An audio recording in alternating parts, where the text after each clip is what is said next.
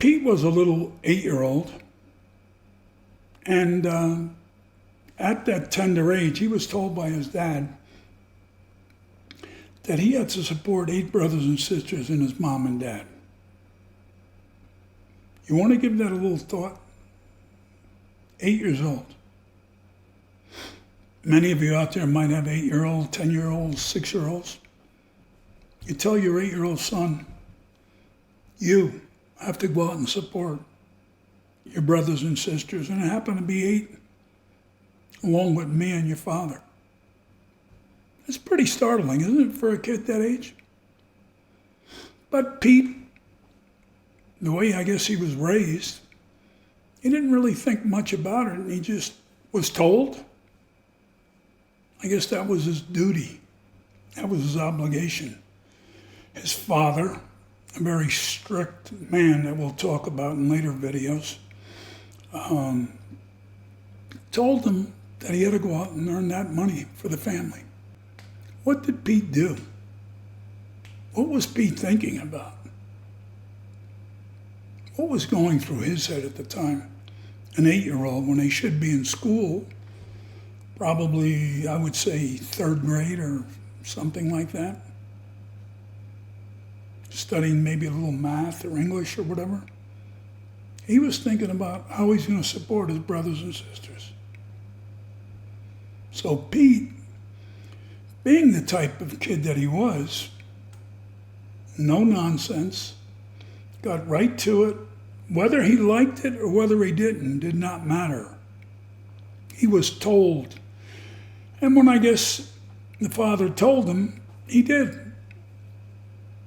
So he went out on the street, and his first job was shining shoes on a street corner. They used to live on 117th Street and Pleasant Avenue, which would be considered Harlem today. A lot of Italian immigrants migrated there. And he shined shoes, nickel a shine. I even remember when I was older, I used to see him shining his shoes. Before we went out, which was very, very rare, to a wedding or whatever, he'd have his shoebox, the same one he used when he was a kid. And he'd be shining his shoes. And he had, I guess one of his first Petisms was, "What are you looking at, Gabriel?"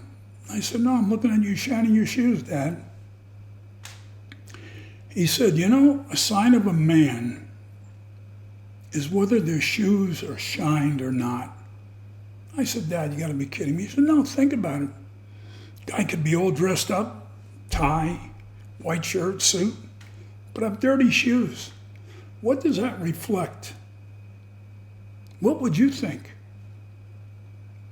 Would you go out with a unshined pair of shoes or a dirty pair of shoes with a shirt, with a suit? I don't know." So what he did was, as I said, he shined shoes. And he did the best of his ability. But when he brought home that money, it really did not go that far. Think about a nickel, food, again, 8 brothers and sisters, didn't go. So he said, "I got to get something else." This was a little imagination of an 8-year-old. Again, I always ask you, or will ask you, think about asking your child at 8 years old to do this or do these things that he was asked to do. He said, "You know what? Maybe I'll sell newspapers." For newspapers, I think they gave him 2 cents a paper. So he was shining shoes, selling newspapers. That was a little bit more money, but still not enough. And the little guy who should have been in school, which he did and tried to do until the 7th grade, and then he had to drop out because it just became too much for him. Could not bring home enough money to support and go to school full time.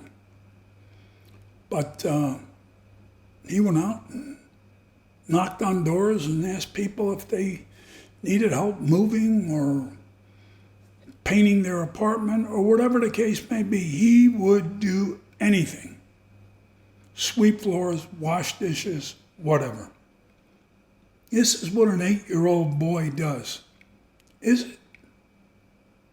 Is that what an 8-year-old boy should do? Probably not, but that's what Pete did.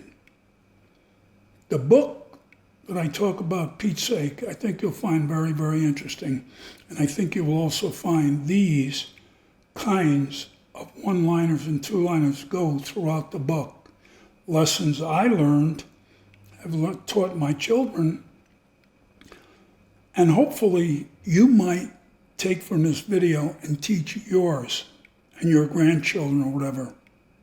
I hope it offers you some relief in knowing that you're not alone out there, that there are people there that had it maybe a little bit tougher and a little bit harder than you may have it.